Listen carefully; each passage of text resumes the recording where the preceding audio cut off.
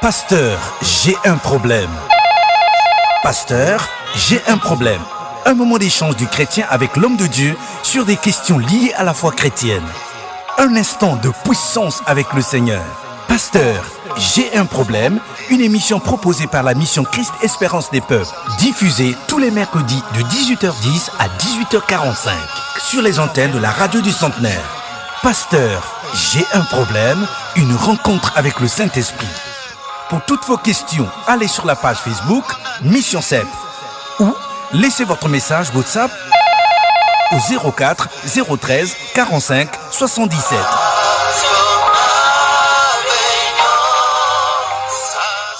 Amis auditeurs, bienvenue à ce rendez-vous avec le Saint-Esprit.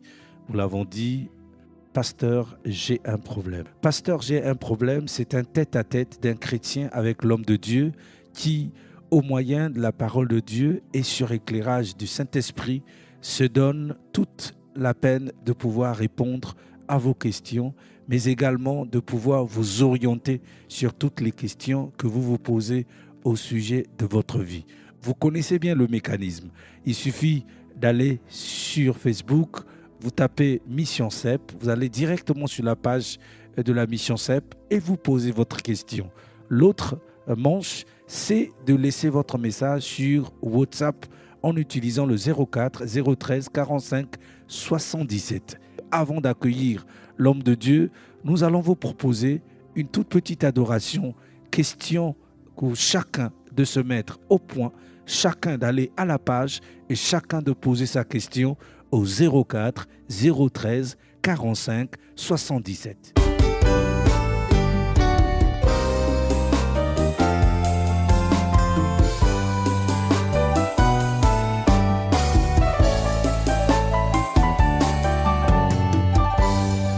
Osalanga ngolu yakozala mwana na yo kolo Yesu nanga opesanga ingolu ya koyemba osalanga ngolu yakozala mwana na yo kolo Yesu nanga opesanga ingolu ya koyemba Nzambe nanga naza mwana nelaka nazali mwana na yo naza mwana nelaka naza mwana nelaka nazali mwana na yo naza mwana nelaka kolo Yesu nanga opesanga ingolu ya koyemba opesanga ingolu ya konetola yo opesanga ingolu ya kosanjola yo Nzambe nanga opesanga ingolu ya koyembela yo naza mwana nelaka nazali mwana na yo naza mwana nelaka. Dans notre rendez-vous avec le Saint-Esprit où nous, à la lumière des Saintes Écritures, nous essayons de trouver des réponses aux différentes problématiques auxquelles les chrétiens sont confrontés.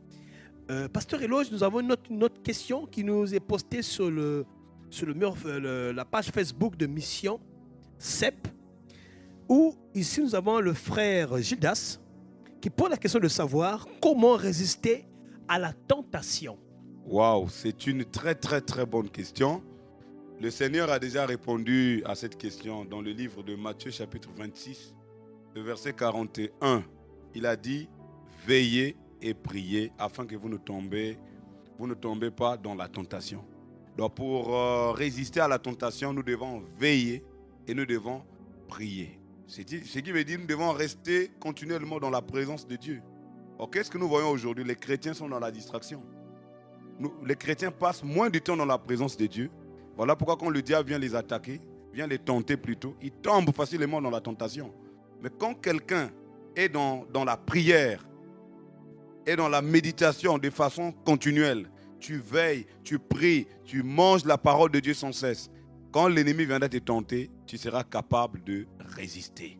Alors, pasteur, j'ai une question. Parce que, si j'ai bien compris, la tentation, le diable, c'est un esprit. Mais quand je vois une belle demoiselle qui passe devant moi, c'est pas le diable qui est devant moi, n'est-ce pas? Oui, bien sûr, ce n'est pas le diable qui est devant toi, mais le diable se sert de certaines personnes, de certains gens pour faire tomber la foi des enfants de Dieu. Donc voilà. Et il y a des filles qui sont possédées par l'esprit d'impudicité, l'esprit de séduction. Quand elle vient, elle veut te séduire et si tu es faible, mais tu tombes. Pourquoi on parle du deuxième regard? Aujourd'hui là, beaucoup de chrétiens tombent dans le deuxième regard. Une fille mal habillée passe, tu la regardes quand elle est passée, tu tournes encore pour bien la regarder. Logiquement, un chrétien ne doit pas avoir le deuxième regard. Un chrétien qui prie beaucoup, qui reste continuellement dans la présence de Dieu, ben, peu importe la tentation, il résiste. Il ne tombe pas. Et si possible même, il arrive même à fuir surtout ce péché-là. Parce que le Seigneur a dit que résister au diable, il fuira loin de vous, mais devant l'impudicité, fuyez. Il faut fuir. Fuyez l'impudicité. Or, les chrétiens ne fuient pas. Il faut fuir. Il faut s'éloigner. Il faut s'éloigner de certains milieux. Parce que, pasteur, sans vous couper la parole, il y a certains j'entends dans certains frères qui disent que tout ce que Dieu a fait est beau. Donc, ils se disent qu'ils contemplent simplement ce que Dieu a créé. Maintenant, à quel moment on tombe dans la convoitise, pasteur? À quel moment? On tombe dans la convoitise souvent, surtout pour nous les hommes, au deuxième regard. Une fille passe et tu la regardes de façon naturelle, mais après tu tournes encore pour la regarder une deuxième fois. Logiquement, les chrétiens ne sont pas censés tomber dans le deuxième regard. Parce que quand tu vas encore tourner pour la regarder, ben, tu commences à convoiter. Alors qu'on est censé, en tant que chrétien, on doit se contenter de ce que Dieu nous a donné. Tu as ta femme à la maison, contente-toi d'elle. Ça ne sert pas de convoiter d'autres femmes dehors. Voilà. D'accord, pasteur. Mais s'il faut conseiller un frère, parce que j'entends aussi, il y a des frères qui disent que, pasteur, j'ai la volonté de ne pas succomber. J'essaie, mais je n'arrive pas. À cette personne-là qui veut, mais qui n'arrive pas, quel conseil pouvez-vous lui prodiguer? En tout cas, ce qui m'attriste souvent, c'est que les frères chrétiens aiment toujours dire, quand ils tombent dans leur péché, surtout d'impudicité, que la chair est faible. Mais comment la chair de ces frères-là sont toujours faibles? Un chrétien doit être toujours rempli du Saint-Esprit. Comme je l'avais dit auparavant, notre corps est le temple du Saint-Esprit. Donc on ne doit pas suer ce temple. Comment la chair du chrétien doit être toujours faible? Devant cette tentation, toujours faible. Ce n'est pas possible. Un chrétien qui vit continuellement dans la présence de Dieu, il arrive à surmonter la tentation. Il arrive à vivre dans la sainteté, dans la sanctification. Le tentateur vient te faire des propositions, mais tu dois être capable de lui dire non. Or, tu ne peux être capable que si tu es rempli du Saint-Esprit. C'est là où la Bible dit, soyez toujours rempli du Saint-Esprit. Le mot toujours. Dans le jour que tu n'es pas rempli du Saint-Esprit, tu risques de tomber dans la tentation. Il faut être toujours rempli. Il faut être toujours rempli du Saint-Esprit. Il faut toujours demander la plénitude du Saint-Esprit. Et il faut beaucoup lire la parole de Dieu. Les chrétiens ne lisent pas beaucoup la parole de Dieu. Quand le diable est venu tenter Jésus, quand le diable disait il est écrit, Jésus répondait il est écrit aussi. Donc si tu ne connais pas aussi la parole de Dieu, devant la tentation, tu peux aussi tomber. Il faut lire la parole de Dieu. Il faut connaître la parole de Dieu. La parole de Dieu, c'est une arme, ça te permet de te défendre devant les tentations de l'ennemi. Donc, il faut connaître la parole de Dieu. Il faut connaître Dieu. Et il faut être un homme, une femme de prière. Un homme, une femme qui reste beaucoup dans la présence de Dieu. On ne doit pas s'ennuyer quand il s'agit de lire la parole de Dieu. Je vois à l'église, même dans certaines églises, quand il s'agit de lire la parole de Dieu, les gens commencent à dormir. Quand le pasteur prêche, c'est là où ils ont maintenant sommeil. Et la plupart des chrétiens de nos jours vont à l'église sans Bible. Et ils disent, oh, ma Bible est dans le téléphone. Mais si le téléphone se décharge, tu n'auras plus de Bible. Les chrétiens ont honte de se balader avec leur Bible. Ce n'est pas possible. Un chrétien doit aimer la parole de Dieu. Doit marcher selon la parole de Dieu. Doit vivre selon la parole de Dieu. Et un chrétien doit toujours et toujours demander la plénitude du Saint-Esprit. Oui, pasteur.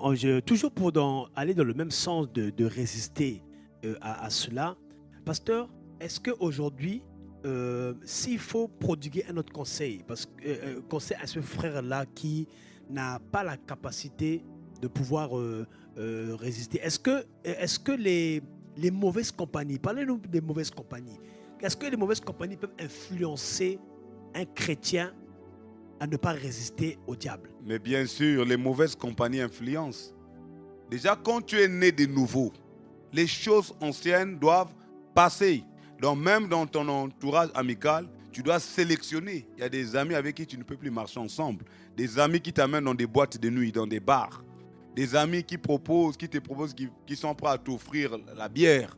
Tu dois éviter ce genre d'amis parce qu'ils vont t'amener dans le péché. Ils vont t'éloigner de la présence de Dieu. Tu dois fuir les mauvaises compagnies. Il y a certains milieux que tu ne dois plus visiter. Malheureusement, il y a des chrétiens qui vont encore en boîte de nuit. Il y a des chrétiens qui vont dans des bars. Il y a des chrétiens qui vont dans les sectes. Ce n'est pas possible. Il faut s'éloigner de certaines personnes, s'éloigner de certains milieux, ne plus visiter certaines personnes, ne plus visiter certaines... En fait, les gens qui sont pour toi une occasion de chute, les gens qui peuvent t'attirer vers le monde, tu dois t'éloigner d'eux et prier pour eux à distance que le Seigneur les rencontre. Tu ne dois plus marcher avec eux. Ce n'est pas possible. Le ténèbre et la lumière ne cohabitent pas. Voilà. Si tu cohabites avec les ténèbres, l'un va commencer à influencer l'autre. Il faut que tu sois fort. Voilà. Sois beaucoup dans la présence de Dieu, lis beaucoup la parole de Dieu. Et voilà. Merci, pasteur. Donc, on a compris que, à notre cher frère qui a posé la question, il faut donc être constant. Il faut donc, on nous dit que l'habitude est une seconde nature. Mais pour t'éloigner de cette seconde nature, il faut donc arrêter cette habitude. Voilà. Quand on fait les efforts pour arrêter certaines habitudes qui sont proscrites par les Saintes Écritures, alors là, nous allons nous éloigner de la seconde nature et nous allons revenir à la première nature. Merci, pasteur. Merci beaucoup, c'est moi qui vous remercie. Naza mwana nelaka, nazali mwana na yo, naza mwana nelaka.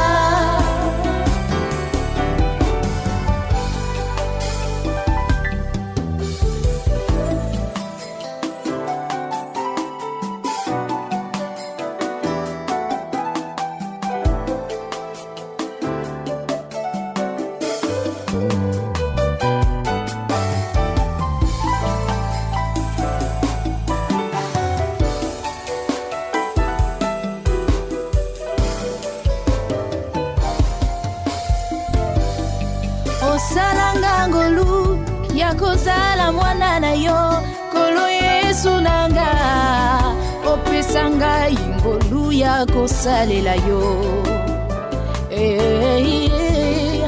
Osalanga ngolu ya kozala mosali na yo, Nzambe nanga, opesanga ngolu ya kometola yo. Naza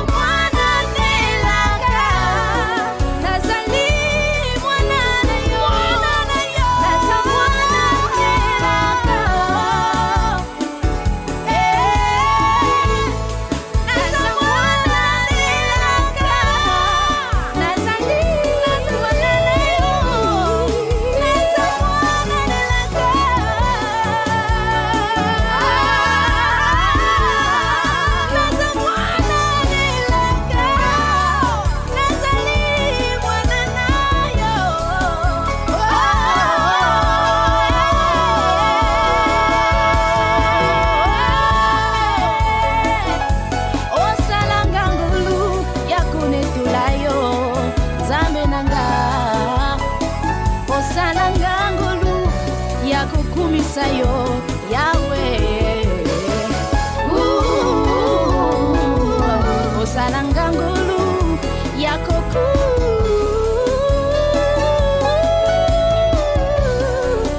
misayo Yahweh. Donc nous poursuivons notre série de questions. Il y a une nouvelle question qui nous arrive sur le groupe WhatsApp de la mission CEP, où nous avons la sœur Sandrine qui pose la question de savoir, pasteur, je suis en couple, je suis marié, donc en couple avec mon époux, mais ce dernier est infidèle. Et chaque fois que je lui fais des remarques, il me fait savoir qu'il est permis, l'infidélité de l'homme est permis par rapport à l'infidélité de la femme.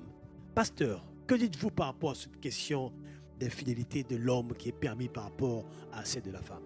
Oui, c'est une très bonne question. Je crois que quand on se marie, on devient une seule chair. Selon Marc chapitre 10, le verset 8. L'homme et la femme, personne n'a le droit de tromper l'autre. Les deux sont condamnés à vivre dans la fidélité. Parce que ne faites pas aux autres, ne fais pas à l'autre ce que tu ne veux pas que l'autre te fasse. Si tu trompes ta femme, il faudrait que tu acceptes tout ce qu'elle te trompe. Or, nous, en tant que chrétiens, on est censés vivre dans la fidélité. On ne doit pas tromper nos femmes ne doivent pas nous tromper. On devient une seule chair. Donc les hommes qui disent « Oh non, l'infidélité des hommes, c'est moins grave que l'infidélité des femmes », non, ça c'est des gens qui veulent tordre la parole de Dieu. Non, la parole de Dieu dit « L'homme quittera son père et sa mère, s'attachera à sa femme, les deux deviennent une seule chair. » Et chacun d'eux dépend de l'autre. Donc ils deviennent une seule personne. Tu ne dois pas tromper. Tu ne dois pas tromper l'autre. Parce que qu'est-ce que tu vas aller chercher dehors ou qu'est-ce que tu gagnes dehors qu'à la maison tu n'en as pas. Au grand grâce à Dieu pour la femme que Dieu t'a donnée, contente-toi de cette femme. Ça ne sert à rien d'aller chercher d'autres problèmes. Voilà. D'accord, pasteur, mais j'ai une question qui me monte à l'esprit quand vous avez répondu. Mais quelles peuvent être les causes de cette forme d'égoïsme, de penser qu'à soi et de ne pas pouvoir passer aussi à l'autre? Mais c'est pas facile. Quand on est charnel, voilà pourquoi on dit toujours, nous devons beaucoup enseigner les chrétiens. Parce que les chrétiens doivent quitter l'étape d'être un chrétien charnel et devenir un chrétien rempli du Saint-Esprit. Un chrétien rempli du Saint-Esprit ne pourra pas être infidèle envers sa femme. Les chrétiens qui sont infidèles, c'est des chrétiens charnels. Ils se laissent encore être manipulés, influencés par les désirs de leur chair, la convoitise et autres. Donc, ils ne sont pas vraiment totalement engagés avec Dieu. Quand quelqu'un s'engage de façon véritable avec le Seigneur, il abandonne l'ancienne vie. Est-ce que tu vois? Et il marche dans la vérité, la fidélité, dans la justice, dans la droiture. Il devient un modèle. Est-ce que tu vois? Il devient un modèle. Maintenant, un chrétien qui se permet d'être infidèle, franchement, la Bible condamne ça. Et nous déconseillons les chrétiens à ça. Et puis, j'aimerais quand même aller un peu plus loin. L'infidélité peut occasionner beaucoup de choses. Vous savez que le péché a des conséquences. Un homme qui est infidèle, il peut aller attraper le sida dehors. Et puis il amène ça dans la maison. L'infidélité peut amener la maladie dans le foyer. L'infidélité peut faire que tu deviens un papa qui va mettre au monde à gauche et à droite. Tu auras des enfants à gauche et à droite, des enfants bâtards, je ne sais pas. Voilà. Donc l'infidélité a des conséquences graves, des conséquences néfastes. Et le chrétien doit éviter de vivre dans l'infidélité. Et j'aimerais aussi quand même conseiller nos sœurs. Parfois, c'est vous les sœurs aussi qui poussez parfois les hommes à commencer à vouloir regarder dehors. Parce que tu ne respectes pas ton mari. Le pauvre laisse parfois l'argent de la popote. Mais quand il vient le soir, la nourriture n'est toujours pas prête. Et puis il y a des femmes, quand elle est dehors, elle brille. Elle s'habille très bien, elle prend bien soin d'elle. Dès qu'on l'épouse, elle rentre dans le foyer, elle se dit, bon, mariage gagné. Elle commence à se négliger. Donc celle qui brillait ne brille plus. Elle va très rarement au salon de coiffure pour aller arranger sa tête. Elle ne fait pas la beauté. Elle est vieillie. Elle n'a peut-être que 25 ans ou 30 ans, mais elle devient comme une vieille maman de 75 ans. Elle se néglige. Ça peut pousser aux hommes de regarder dehors. Donc pour éviter tout ça, j'aimerais dire à nos sœurs d'être des sœurs et des bonnes femmes dans les foyers. Toujours bien prendre soin d'elles, toujours bien prendre soin de son mari, toujours bien prendre soin de la maison et de toujours respecter leur mari. Et voilà, et ça doit être vice-versa aussi. L'homme aussi doit respecter sa femme, doit être fidèle à sa femme, voilà, doit aider sa femme à aller de l'avant et doit être là pour... voilà. Donc c'est un peu ce que je pouvais dire par rapport à la question. D'accord, merci pasteur. Toujours sur cette question d'infidélité, vous avez parlé des causes de cette infidélité. Est-ce que vous croyez que comment expliquer qu'un couple, parce que c'est un couple qui est chrétien, les deux, ils ont reçu Christ. Mais comment expliquer qu'il y a l'infidélité alors qu'il y a deux personnes qui ont reçu Christ? Oui, mais oui, ils sont chrétiens comme je l'ai dit. Mais est-ce qu'ils sont chrétiens remplis du Saint-Esprit ou chrétiens charnels? Ils peuvent être un couple chrétien, ils vont à l'église. L'autre est chrétien rempli du Saint-Esprit, l'autre est chrétien charnel. Souvent, c'est les chrétiens charnels, comme je l'ai dit, qui se comportent comme ça, qui pratiquent l'infidélité et qui cherchent certains passages bibliques qu'ils veulent expliquer à leur façon dans le but de justifier leur infidélité. L'homme doit être fidèle à sa femme, surtout le chrétien. On doit être des modèles. Hein? On doit être des modèles. Parce que les gens nous voient. Les gens savent que ce monsieur-là, il prie. Donc quand on trompe encore nos femmes, là, c'est pas bon. Voilà. Parce qu'il y a des chrétiens, tu es chrétien, mais on te voit encore dans des hôtels avec des copines. C'est pas possible. Et dimanche, tu es à l'église. Et parfois, tu occupes même une responsabilité à l'église. Nous salissons l'image de l'église. C'est pas bon.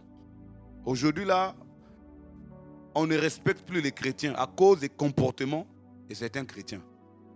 Nous devons soigner l'image de l'église aujourd'hui. Les païens se moquent même de nous.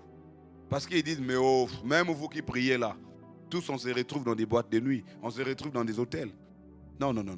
Soyons des chrétiens modèles. On doit être des chrétiens modèles. On ne doit pas jouer avec le titre que nous portons. On ne doit pas jouer avec l'œuvre que Jésus-Christ est venu accomplir à la croix pour nous. Donc on doit être des hommes fidèles. Voilà. Soyons des hommes et des femmes fidèles et modèles.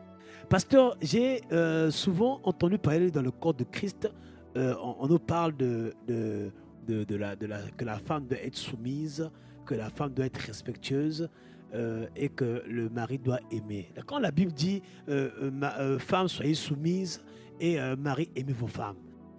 De façon pratique, pasteur, comment vous traduisez ça? Mais la femme doit être soumise, pas esclave. Parce qu'il y a des hommes qui se disent que soumise, la veut dire elle devient son esclave. Non, la femme doit être soumise. Elle doit respecter son mari. Elle doit mettre son mari à sa place d'homme et de chef de famille, chef de la maison. Maintenant, l'homme doit aimer. L'homme doit aimer. Il doit aimer, pas seulement en parole, pas en disant à la femme tous les jours qu'il aime, mais par des actes. Le vrai amour, c'est cet amour qui se traduit par des actes. Un homme qui aime sa femme ne se permettra pas de tromper sa femme. Ce n'est pas possible. Si tu trompes ta femme, c'est que tu n'aimes pas ta femme. Un homme qui aime sa femme, il doit être fidèle à sa femme. Une femme qui est soumise à son mari ne pourra jamais tromper son mari. Donc une femme qui trompe son mari, c'est une femme qui n'est pas soumise. Donc l'homme doit aimer, et c'est de façon sincère, par des paroles, par des actes. La femme doit être soumise aussi en parole et en acte. Donc on doit lire la soumission. Donc chaque acte que la femme pose, on doit sentir que waouh, ça c'est une femme qui est vraiment soumise. Elle doit respecter son mari. C'est vrai qu'aujourd'hui, nous savons que beaucoup de sœurs ont fait des longues études. Parce qu'il y a une différence quand même entre nos mamans à l'époque et nos sœurs aujourd'hui. Donc les sœurs aujourd'hui qui ont fait de longues études, parfois elle est plus diplômée que l'homme, ou elle gagne plus que l'homme au niveau du boulot, et c'est pas facile. À nos sœurs là, ton salaire est le double de ce que ton mari gagne, et ben, maintenant on veut voir si tu es soumise. Alors des sœurs comme ça, c'est pas facile. Mais je connais par exemple un couple à Brazza. La dame était directrice d'une banque, le monsieur était seulement enseignant à la fonction publique. Et quand je partais voir ce couple-là, c'était waouh, la femme était vraiment soumise. Elle était directrice à la banque, mais à la maison, elle était épouse. Donc elle laissait ses titres, ses galons de directrice au boulot. Quand elle est à la maison, elle n'est pas directrice. Donc le monsieur se sentait vraiment chef chez lui, à la maison. Donc, et ça, c'est des modèles qu'on doit copier, vraiment. Et ça fait que ce genre de couple-là, ça dure longtemps. Et vous n'entendrez pas, oh l'homme a trompé, oh ceci, cela, parce que tu sens que vraiment, ils se sont aimés, ils sont devenus une seule chair et chacun est à sa place, chacun joue son rôle. Chacun joue son rôle. Voilà. Merci, pasteur. Chacun joue son rôle. On a été richement bénis. Merci, pasteur, pour cette intervention. Je pense que les frères et les sœurs qui nous ont suivis ont été richement bénis au travers de ce partage. Que Dieu vous bénisse, pasteur. Merci beaucoup. La parole d'exhortation que vous pouvez donner au regard de ce qui a été dit ce soir. Non, j'exhorte les chrétiens à rester fidèles à Dieu et à marcher avec Dieu. Et ce qui est vrai, c'est que nous sommes des pèlerins ici-bas et un jour, le Seigneur viendra nous prendre et nous serons avec lui au ciel. Mais pendant que nous vivons sur cette terre, vraiment, faisons de l'œuvre de Dieu notre priorité et marchons selon la parole de Dieu. Vivons des vies conformes à la parole de Dieu. Que Dieu vous bénisse. Merci, pasteur.